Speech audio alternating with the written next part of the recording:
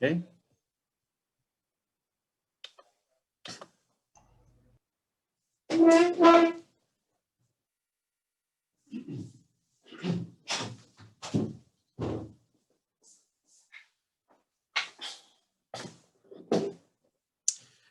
El reportaje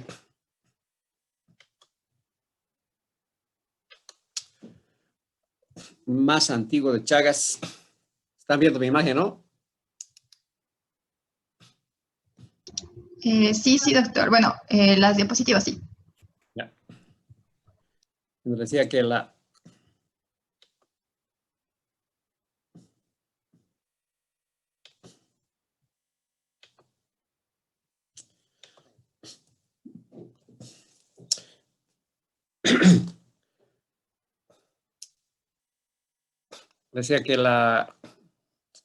la historia, el reportaje más antiguo de Chagas es de hace 9.000 años. Este investigador alemán en el año 2004 publica que encontró en esta cultura peruana, que es la cultura chinchorro, encontró DNA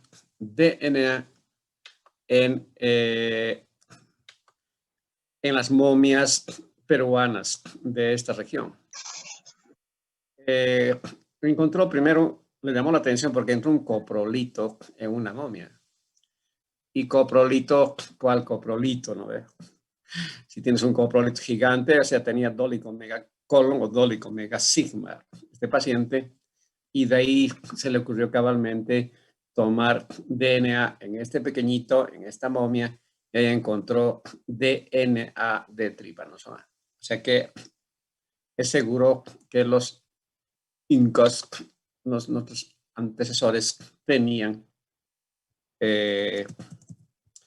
Chagas como tal. Así que ese es el reporte más antiguo de la historia. Y después, otros DNAs más, esta es otra momia, y también tenía dolico megacolon. Cuando no tenía trabajo, comencé a revisar las partidas de defunción de la época colonial de Sucre, no buscando nada de Chagas, sino buscando una epidemia de viruela que había diezmado las poblaciones de Sucre y Potosí en ese entonces, y quería saber la estadística de los chiquititos que habían muerto en esos años. Y me encontré, como en este reporte, por ejemplo, ¿sí? de un hombre que, según aquí está, muere repentinamente, ¿ok? Y de Alejandro Muñoz, ¿sí? De cuántos, no me acuerdo.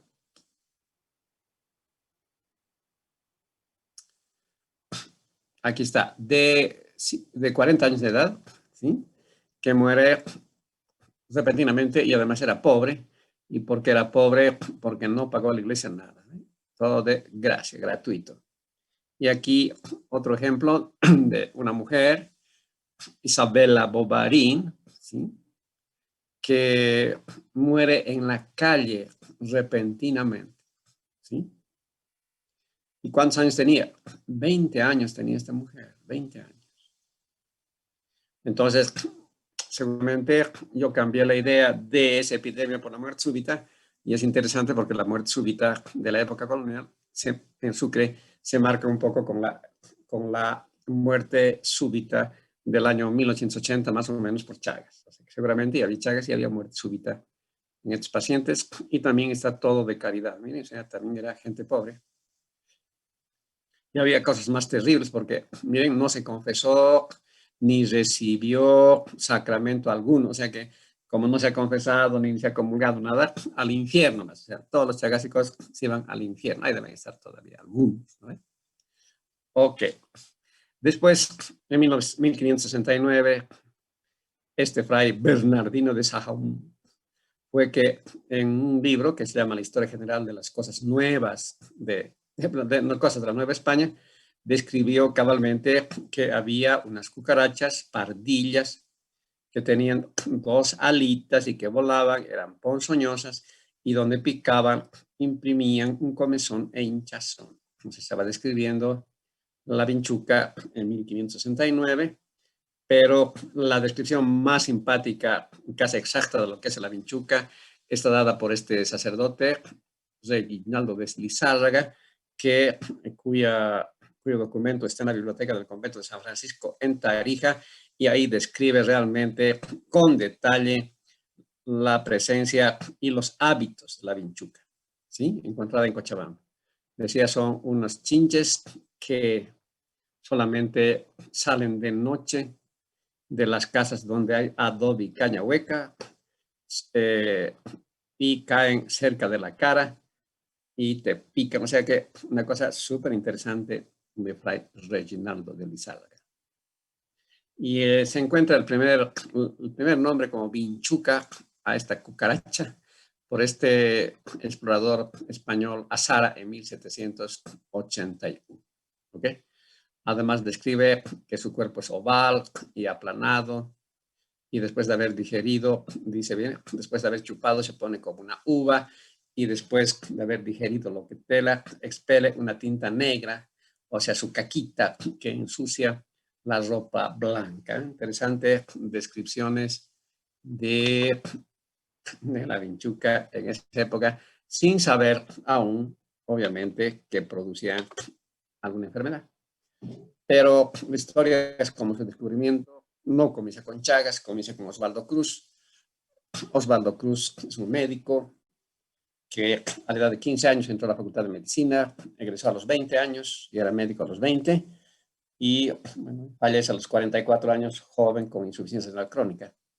Pero Osvaldo Cruz era una persona muy, muy inteligente, tan inteligente que se casó con la mujer, con la hija de el hombre más rico de Río de Janeiro. Entonces ya no tenía ningún problema económico, pero su suegro, no su suegra porque las suegras son otra cosa, su suegro dijo, bueno, este médico que ha egresado no va a hacer cualquier cosa con mi hija, no va a ser cualquier mediquito egresado. Le voy a mandar a Europa a que estudie alguna cosa. Y lo manda a Francia, al Instituto Pasteur, que es el mejor, hasta ahora, el mejor instituto de investigación de parasitológica, ¿sí? Y de epidemias.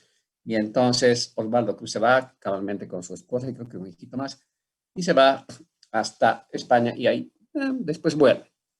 Después de 3 años vuelve y simplemente abre su consultorio en una zona rica donde vivía y en una zona pobre, y comienza a atender así a la gente, hasta que en 1902, creo, comienza la epidemia, seguramente ya comenzó en 1900, la epidemia de fiebre amarilla y peste bubónica en Río, y comenzó a diezmar la población de Río de Janeiro.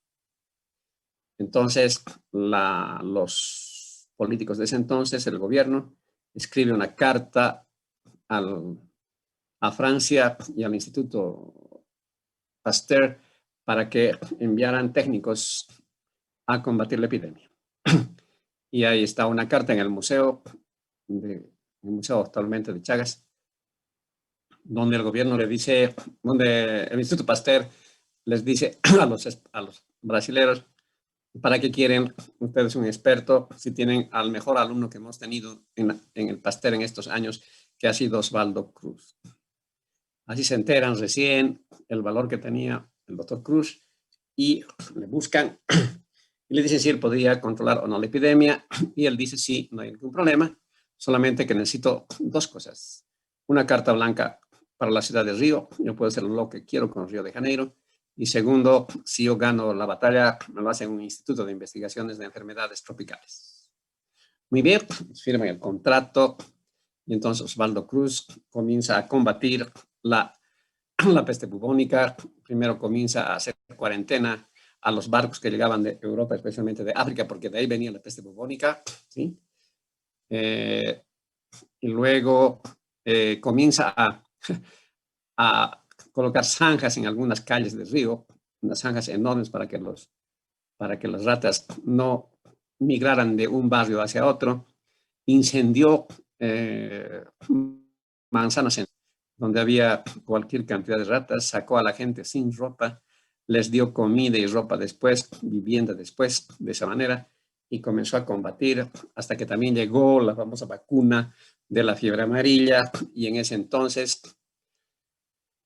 él dijo que era obligatorio que todo el mundo se vacune, y sin embargo, como hasta ahora, como están viendo también en la COVID, le echan así cosas a las vacunas. Hay gente que quiere y hay gente que no quiere, y entonces se arma prácticamente una revolución civil en Río, en la ciudad, para, imagínense, para evitar que la gente se vacunara con esta vacuna. Y en esa revuelta, 30 muertos y 110 heridos. Eso se llama la revuelta de la vacuna de octubre de 1904. 3 años después, la fiebre amarilla estaba erradicada y la bubónica también. Y entonces ahí les dijo al gobierno, bueno, quiero que me construyan mi instituto. Y bueno, le sacaban así estos memes que eran en ese entonces. No había redes sociales, pero había memes de todo estilo ahí con sus cañones combatiendo las moscas y las ratas y otros seres. Y aquí está el instituto, el dibujito del Instituto Osvaldo Cruz de ese entonces. Ahí tienen ustedes esa fotografía de él con sus ayudantes en el museo, en parte de su... Tan famoso es que inclusive tuvo billetes, ¿sí?, con su figurita. Y de ahí, cuando ya tenía el instituto ya formado, entonces Osvaldo Cruz fue en conquista, entre comillas, de los mejores alumnos de la Facultad de Medicina. Y entonces ahí le encontró cabalmente a Carlos Chagas, que había hecho también una tesis de egreso sobre fiebre amarilla. O sea que estaba genial que él vaya y era un excelente alumno. Entonces nació, como están viendo ahí, el 9 de julio de 1979 en Minas Gerais. Su nombre completo era Carlos Justiniano Ribeiro Chagas y quedó huérfano a los 4 años de edad, pero con buena situación económica. Y su madre quería que estudie ingeniería, es así que intentó ingresar a la Escuela de Minas de Ouro Preto, ¿sí? Pero como no quería esas cosas, a los 16 años se fue a la Facultad de Medicina porque también tenía un tío que era médico, y en 1897 ingresó a la Facultad de Río y después 5 años más adelante salió de médico. Y a Carlos Chagas, cuando ya estaba en el instituto, le enviaron a que vaya a un lugar para que investigara la fiebre o combatiera prácticamente la fiebre amarilla entre los trabajadores del ferrocarril central de Brasil que estaba yendo al ferrocarril hacia el Amazonas. Y entonces ahí fue cabalmente a combatir. Hay fotografías de su casa, etcétera, etcétera. Y ahí se encontró con una persona que le dijo que había unos bichitos que chupaban sangre y que a veces les producía calenturas. Entonces, y que picaban preferentemente en la cara. Por eso llamó barbeiro, ¿me entiendes? Entonces, de lo que picaba cerca de la barba. De ahí nació el nombre hasta ahora conocido en la vinchuca en Brasil, que es el barbeiro, ¿sí? Y bueno, ahí cabalmente se encontró con la enfermedad como tal. Aquí están con sus 2 hijos, Evandro, que todavía ha seguido algo pasos de él, y del otro no sé nada, absolutamente nada. Aquí está del museo, la primera publicación que hizo ya del Instituto Osvaldo Cruz, ¿sí? Como todavía se llamaba Nueva Tripanosomiasis Humana, miren, ¿sí? O sea que de agosto de 1909. Y a ver, les voy a contar otras cosas. Ahí está Carlos Chagas con una postal que mandó de Francia. Este era su letrero de su consultorio, así de simple. Y este es el instituto que se llamaba Manguinhos. Primero se denominó Sueroterápico Federal de Manguinhos, ¿sí? Y después ya cuando se murió Osvaldo Cruz, Carlos Chagas le puso el nombre de Osvaldo Cruz al instituto que actualmente tiene esta pinta, arabesca, ¿sí? No sé por qué, pero tiene toda la pinta de árabe. Todas las paredes y todos los frescos son arabescos, ¿sí? Y que tiene muy bonita pinta. Y bueno, al ser famoso el Carlos Chagas porque aquí está con Einstein, ¿sí? Seguramente Einstein le visitó a Osvaldo Cruz. Y este que está aquí atrás es Romaña. Romaña, del signo de Romaña, es lo único que no describió Chagas. Chagas describió todo menos el signo de Romaña. Romaña es el que, un argentino que después trabajó con él, pero esa es otra historia. Y aquí era la oficina de Carlos Chagas, donde cabalmente la encontraron muerto. Después de mediodía le llevaron a almorzar, él no fue y lo encontraron muerto, hizo también muerte súbita. Y obviamente han visto que Einstein subió y bajó estas gradas, o sea que gente muy eminente ha bajado las gradas del edificio, o sea que hay gente muy importante que sí ha bajado esas gradas del instituto. Aquí está su letra. Y bueno, aquí comienza la historia porque encontró a una chiquitita que se llamaba Berenice. Berenice inclusive tenía signo de Romaña, es chiquita había sido picado por la vinchuca, tenía fiebre, tenía varios síntomas, y de esta pequeña Berenice saca sangre Osvaldo Chagas y se encuentra con el tripanosoma, que es parte de la historia.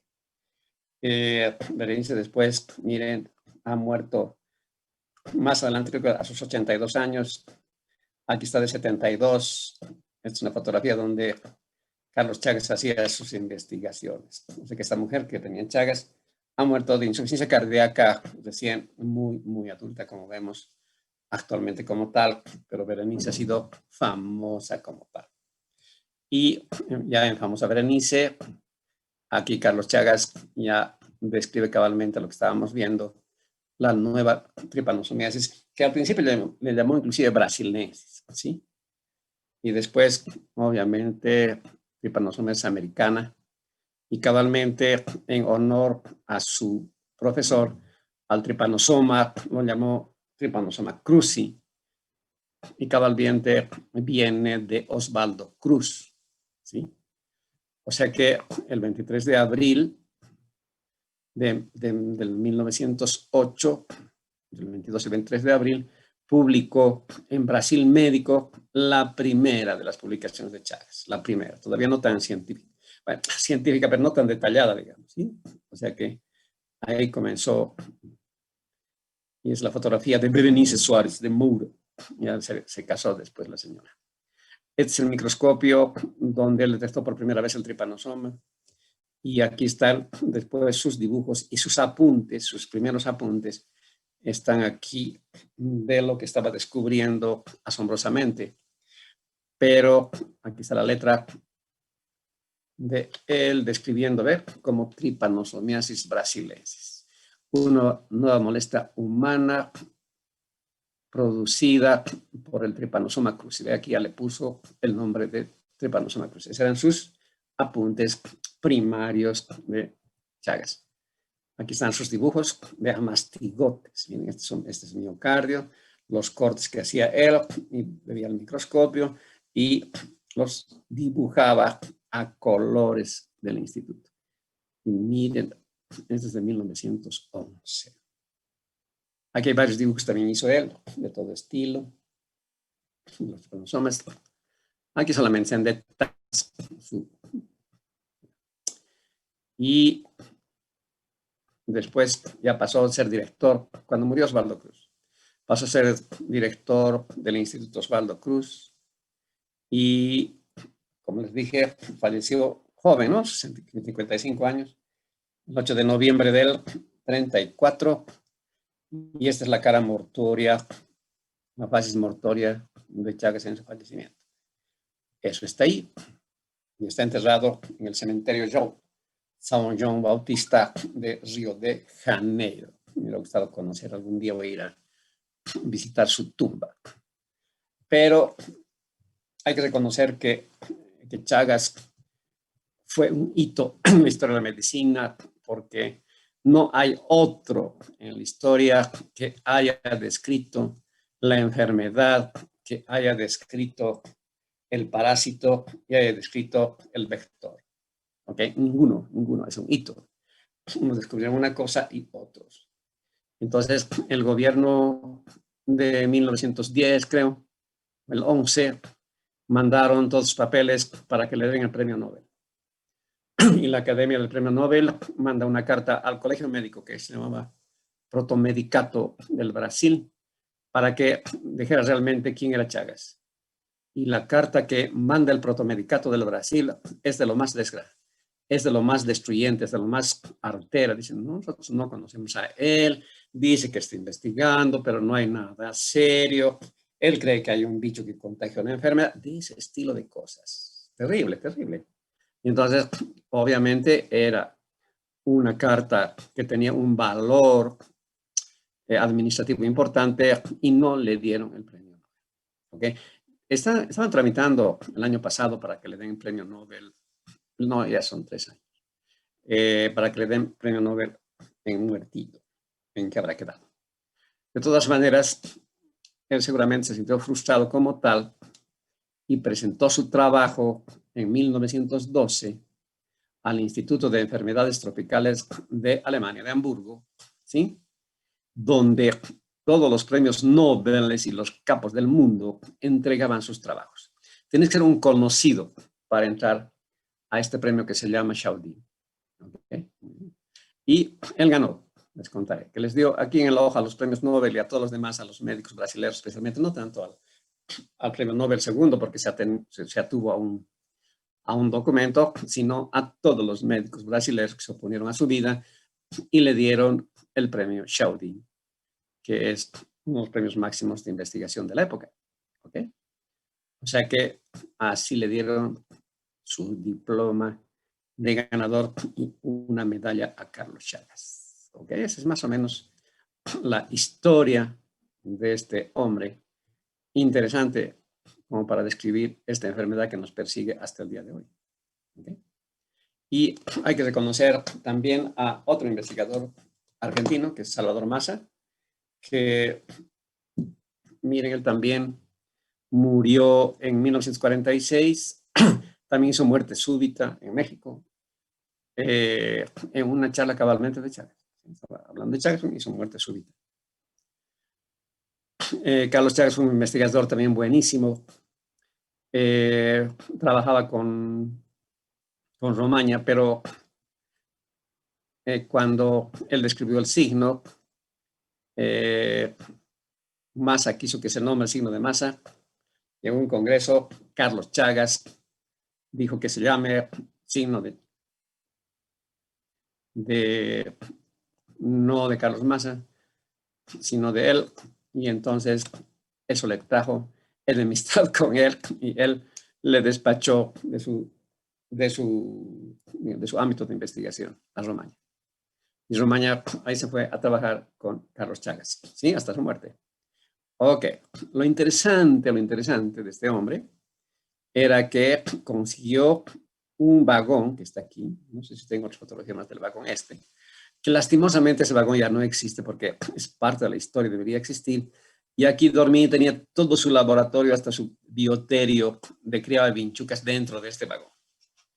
O sea que, qué lástima que haya desaparecido esta parte de la historia del vagón E600 que tenía él como tal. Aquí está con su vagón y se iba por todos los lugares, especialmente por Santiago del Estero, para la investigación del Chagas. En Bolivia hay un artículo de Rafael Torrico.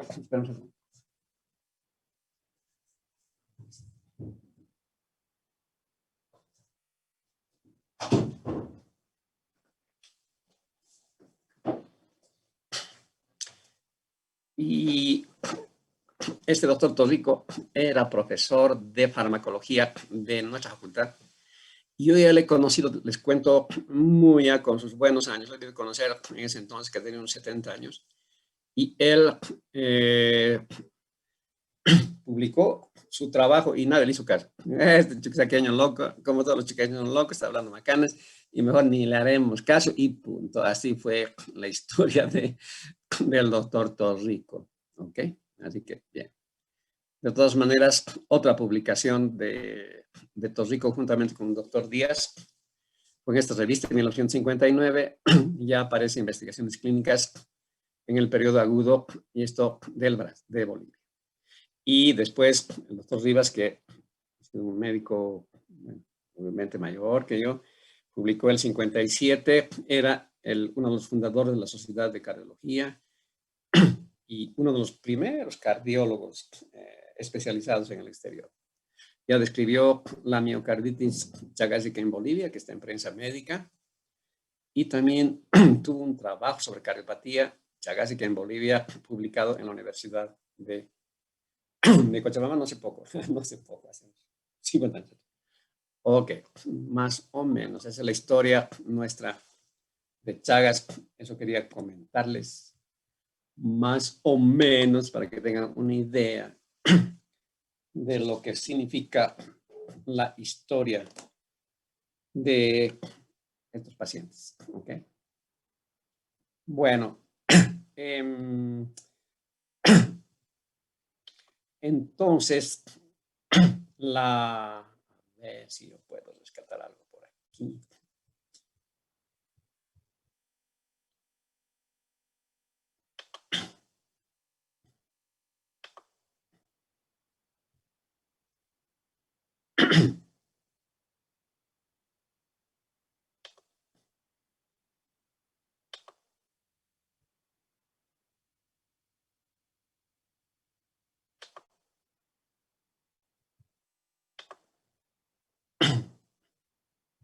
Bueno, entonces contarles nomás que el Trypanosoma cruzi, ya saben ahora por qué es cruzi. Ay, pero un ratito, entonces voy a ver una partecita aquí.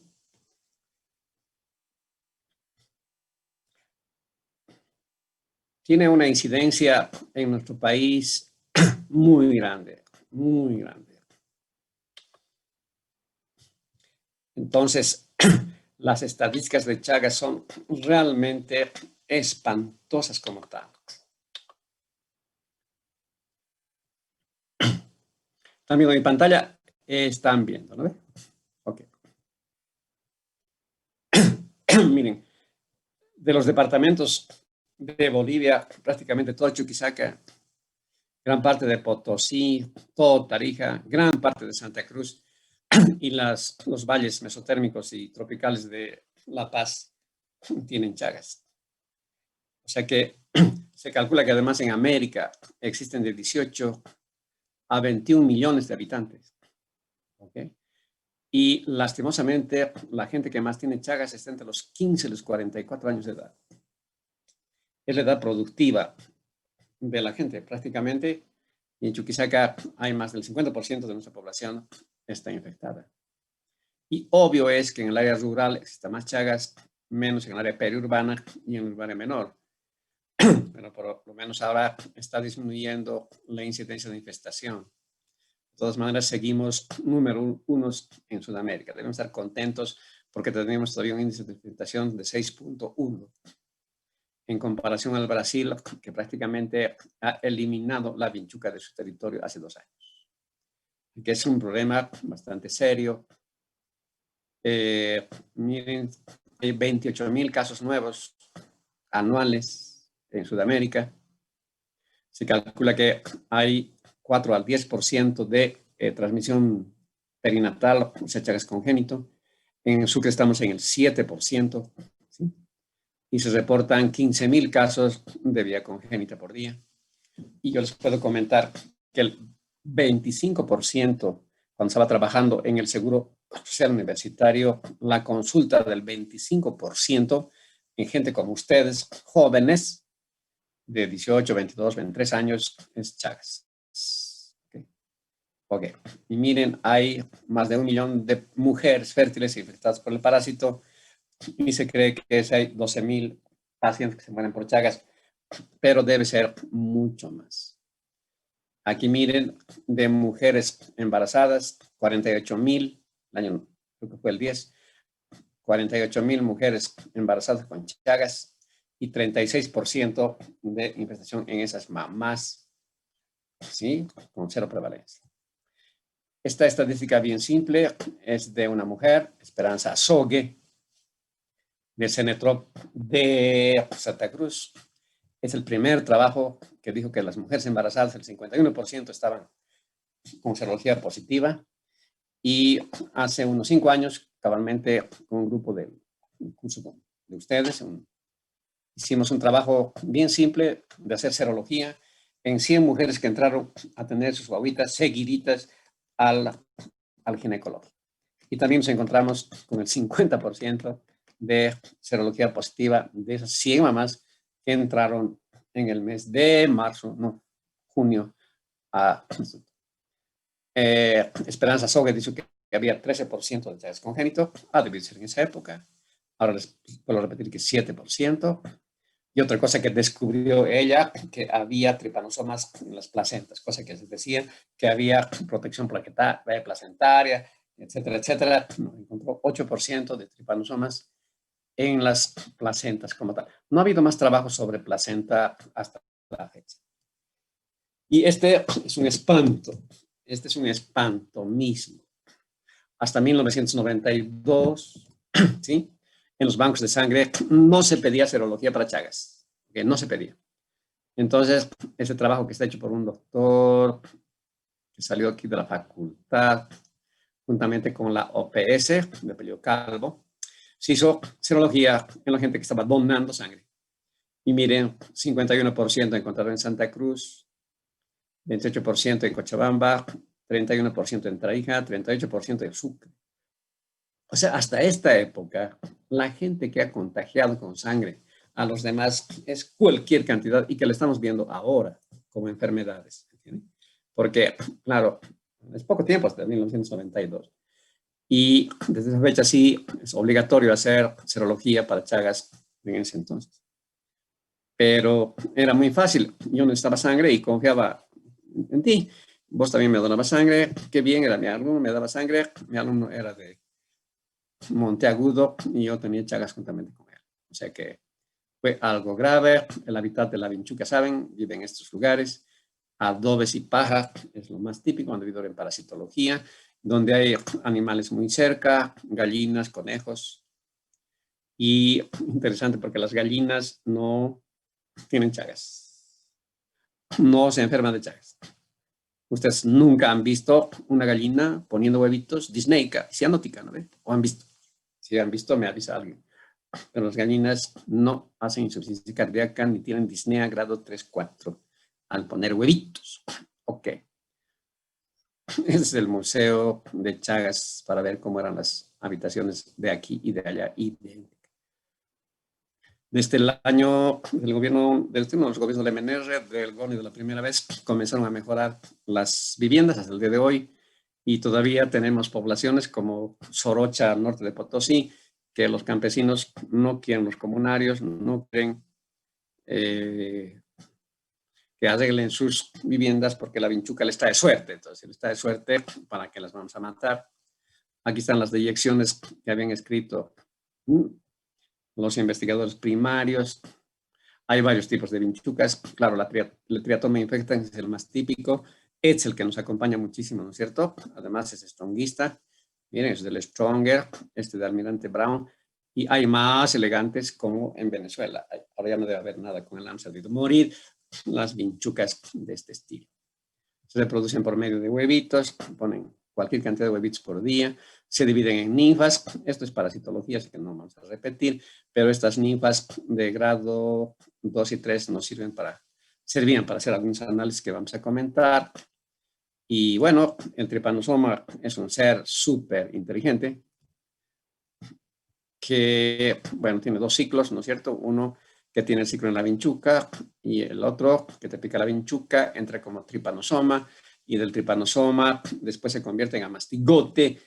Estoy repitiendo parásito. Y los amastigotes son los que se alojan en las, como había dibujado Chagas ya, en las miocardio, y lo que pasa es que estos nidos de amastigotes eclosionan, revientan. Y al eclosionar están dando daño miocárdico. Es por eso que aparecen bloqueos de rama derecha, izquierda, etcétera, por las eclosiones de los miles de amastigotes que están dentro de las células. Después salen otra vez para divertirse, otra vez en los amastigotes, en tripomastigotes, y después en tripanosomas como tal, y comienza el ciclo que ustedes han aprendido el año pasado. Este es un amastigote, este es un tripomastigote, todavía no está con su flagelo, y aquí ya bien formadito, bonito, ¿sí? Aquí teñido con Giemsa para verlo mejor. Seguramente si es la tripanosoma debe estar contenta porque se ha pintado, así son. Supongo que están felices. Aquí uno viajando, debe ser flojo porque está viajando en un glóbulo rojo. Estas son fotografías de microscopía electrónica. Aquí unita, posando para la pose. Aquí otros, miren, tratando de entrar al miocardio. Pero a mí me parece más que están bailando para la entrada de Cupiña o de la Virgen de Guadalupe. Caporales parecen, ¿no? Más o menos. Se organizan. Esta también es una radiografía electrónica del tripanosoma. Y solamente comentarles que este es un astuto bichito, porque si bien tiene solamente un nucleolo y una mitocondria bastante larga, cuando entra al organismo no quiere morir. Y es súper interesante porque este bicho se comienza a agarrar en su soma, o sea, en su cuerpito, ¿sí? Comienza a pegarse, vale el término, a pegarse tus propios anticuerpos. Anticuerpos, tuyos, hasta aquí. Por tanto, el sistema inmunológico no les reconoce.